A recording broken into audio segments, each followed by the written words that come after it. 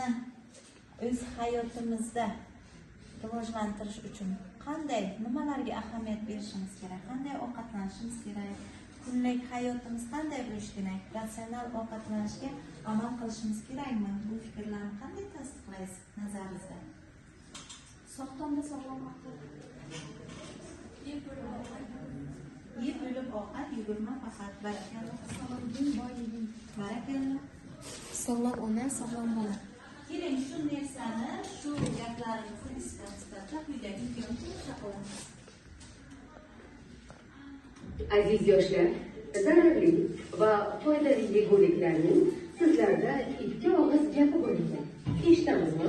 Men fast foodman, tez to'ydiraman, lekin tanangni tez charchataman. Meni ko'p yesang vazning oshadi, oshqozoning qiynaladi va tanangda toshmalar paydo bo'ladi. Men gazli shirin ichimlikman. Chanqog'ingni vaqtincha bosaman, xolos. Aslida esa tishlaringni yemiraman. Tanangda ortiqcha shakar to'playman va semirishingga sabab bo'laman. Men chipsman, mazaliman, lekin foydasizman. Menda tuz va yog' ko'p, qon bosimingni oshiraman.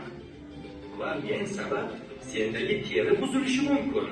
Men shokoladman, kayfiyatingni ko'taraman, lekin qisqa vaqtga. Agar meni haddan ziyod ko'p iste'mol qilsang, quvvating tushadi.